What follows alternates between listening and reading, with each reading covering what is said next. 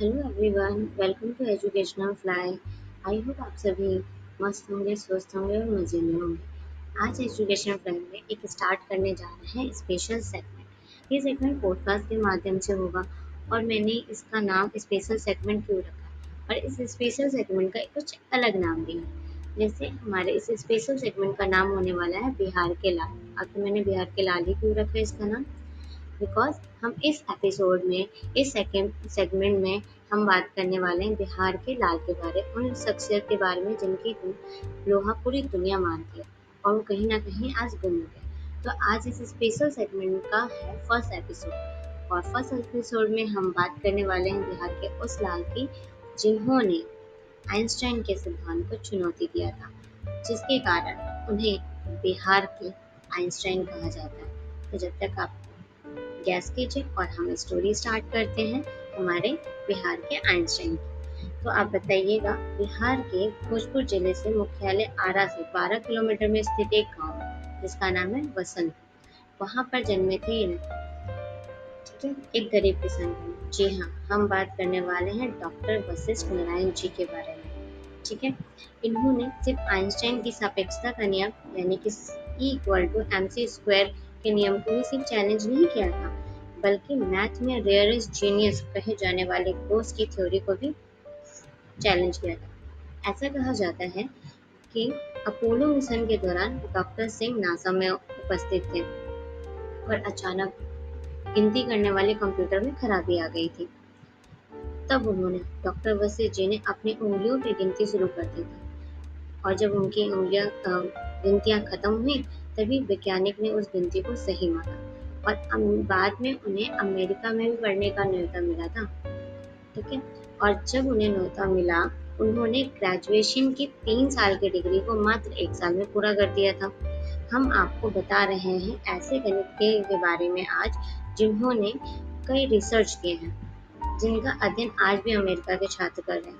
फिलहाल डॉक्टर वशिष्ठ नारायण सिंह मानसिक बीमारी सिजोफ्रेनिया से ग्रसित हैं। उसके बावजूद भी वो मैथ के फॉर्मूले को सॉल्व करते रहते हैं। अगर हम डॉक्टर वशिष्ठ नारायण जी के जीवन के बारे में देखते हैं, उनका जो जन्म बसंतपुर में हुआ था।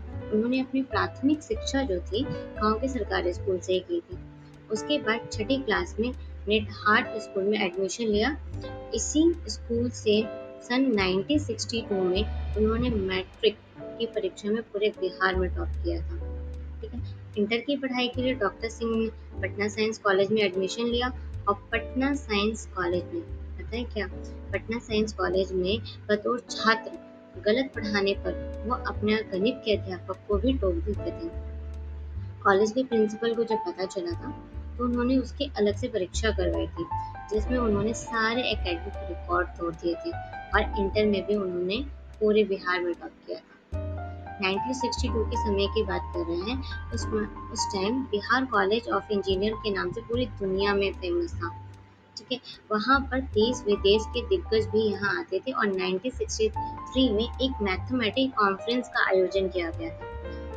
ठीक है, इस कॉन्फ्रेंस में यूनिवर्सिटी ऑफ कैलिफोर्निया बर्कले के HOD प्रोफेसर जन एल केली भी मौजूद थे। कॉन्फ्रेंस में मैथ के 5 सबसे कठिन प्रॉब्लम दिए गए थे, जिसे दिग्गज स्टूडेंट भी करने में असफल हो गए थे, लेकिन वशिष्ठ नारायण सिंह जी ने पांचों सवालों के बिल्कुल सटीक जवाब दिए थे और यही था टर्निंग पॉइंट, जो कि प्रोफेसर कैली के द्वारा डॉक्टर वशिष्ठ नारायण जी को अमेरिका आकर पढ़ने का इनविटेशन मिला था। ऐसे में प्रोफेसर कैली ने उनके लिए वीजा और फ्लाइट की टिकट का भी बंदोबस्त किया था, क्योंकि वशिष्ठ नारायण जी ने कहा कि मेरी पारिवारिक स्थिति ऐसी सही नहीं है और फिर उन्होंने PhD करके डॉक्टरेट की उपाधि धारण की थी अमेरिका से। डॉक्टर डॉक्टर सिंह ने साइकिल वेक्टर स्पेस थ्योरी पर शोध कार्य किया और पूरी दुनिया में छा गए। इस शोध कार्य के बाद डॉक्टर सिंह वापस भारत आए और फिर दोबारा अमेरिका चले गए थे, जब इन्हें वाशिंगटन में एसोसिएशन प्रोफेसर बनाया गया था। लेकिन स्वदेश, उनके दिल में अपने देश के प्रति इतना प्यार था कि उन्होंने खुद को यूनिवर्सिटी कैलिफोर्निया के प्रोफेसर डॉक्टर कैली और नासा के रोकने पर भी नहीं रुके थे। और वो भारत आ गए थे कि भाई हम भारत में रहेंगे। 1971 में वापस आने के बाद आईआईटी कानपुर में प्राध्यापक बनाए गए। महज 8 महीने के काम करने के बाद उन्हें बतौर गणित प्राध्यापक Tata institute of fundamentals research join कर लिया था। एक साल बाद 1973 में वो कोलकाता में स्थित आईएसआई में स्थायी प्राध्यापक नियुक्त किए गए थे। और इसके बाद ही 1973 में एक और उनके जीवन में परिवर्तन आता है। उनकी शादी वंदना रानी सिंह से हो जाती है। शादी के एक साल बाद ही 1974 में उन्हें मानसिक दौरा पड़ता है, पहला दौरा पड़ता है, जिसके बाद उनका इलाज शुरू हुआ, बट बात नहीं बनने के कारण उन्हें रांची में भर्ती कराया गया। वे वर्ष 1977 में मानसिक बीमारी सिजोफ्रेनिया से ग्रसित हो गए। 1987 में वशिष्ठ नारायण अपने गांव लौटते हैं राज्य से। अचानक से 1987 में वशिष्ठ नारायण अपने गांव लौट के आते हैं, लेकिन 1988 में वो अचानक से गायब हो जाते हैं। उन्हें परिवार वालों, गांव वालों, किसी को नहीं पता वो कहाँ चले जाते हैं। लेकिन 4 साल बाद फिर 1992 में वो मिलते तो हैं, लेकिन उनकी कंडीशन, उनकी स्थिति बहुत ही दयनीय हालत में मिलती है और वो हमें सारण जिले के डोरीगंज में पाए गए, जो कि एक चाय की दुकान के पास रखे कूड़े से कुछ खाते हुए नजर आए। घर वालों के मुताबिक अगर उनका इलाज ठीक से चलता तो उनके ठीक होने की संभावना थी, लेकिन परिवार, जैसे हमने बताया कि वो शुरू से गरीब थे, सरकार की तरफ से भी उन्हें कोई सहायता नहीं मिली थी। इस हालत में उनकी स्थिति और खराब हो गई।